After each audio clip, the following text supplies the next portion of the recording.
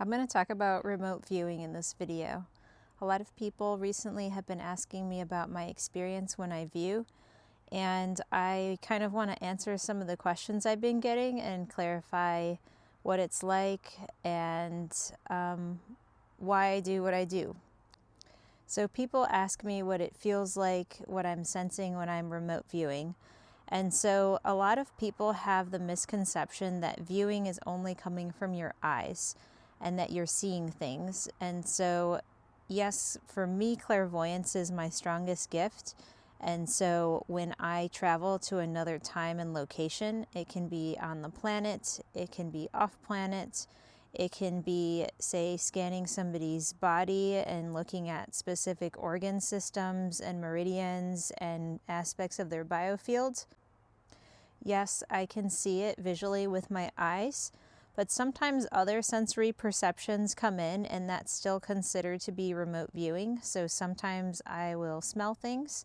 Sometimes I will be able to see and communicate with other guides and receive specific messages. Sometimes those guides speak other languages or even speak in their own light languages, and I'm able to translate certain languages. Sometimes I empathically feel and sense what's happening in that place and have messages in my body kinesthetically. Sometimes I hear things, but that's a little bit more rare for me and only in specific contexts. And so, a couple things I want to point out with remote viewing is that I'm always going to be aware of where I am and my surrounding and my location, but it's like there's a part of me that flies to another location and is very much aware spatially of what's going on there. So if I'm going through a map, for instance, through someone's heart space, and we're working with traveling to other places to remember aspects of themselves or memories for their healing process, for their ability to connect to their spark, to their inspiration, to their feeling of aliveness, to their health and vitality. That information is accessed through time and space, through a context. So sometimes people will travel to another time and another place, including somewhere in their childhood. Maybe they're going back to their mother's uterine space and they're addressing something foundational to their being, a belief, an experience, a formative memory in their mother's womb. So reorganizing that energy and accessing more resources so that they can integrate that information in all ages of themselves and be able to take in that information that is life nourishing and supporting as an adult now. Sometimes if we travel to another planet or another place outside of this planet, the density of the space will actually change and we'll be working with different substances altogether. So there are actually places off planet in different dimensions that people visit to heal their bodies, which is quite interesting to witness and be a part of.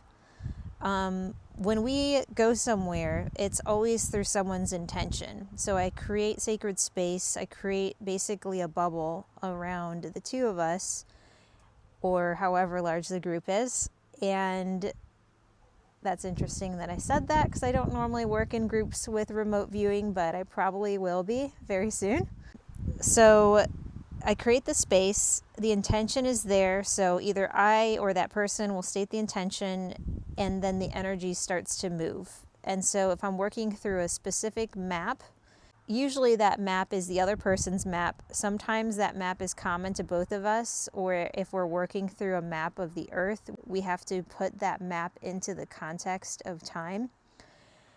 And basically, I'm viewing the map from an aerial view, and I will kind of fly in from that aerial view and zoom in and connect in with that specific land. That's if I'm going somewhere with coordinates or with an actual name and location.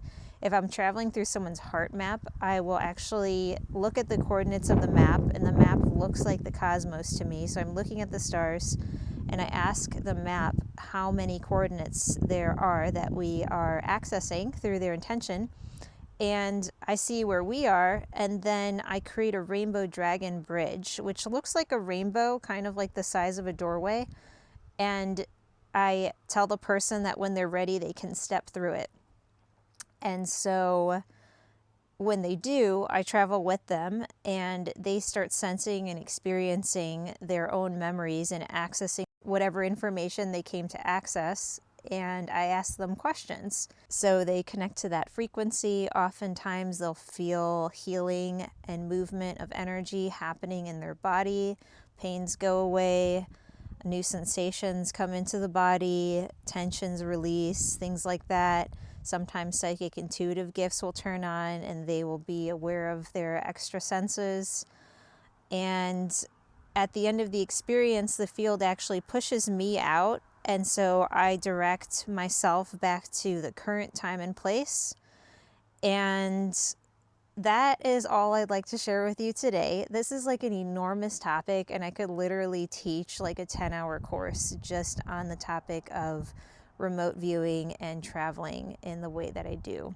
Please comment if you have any questions. If you'd like to connect, you can visit me through my website, melanieadriana.com, or DM. And I hope you have a beautiful solstice weekend. Enjoy the sunshine and the long days.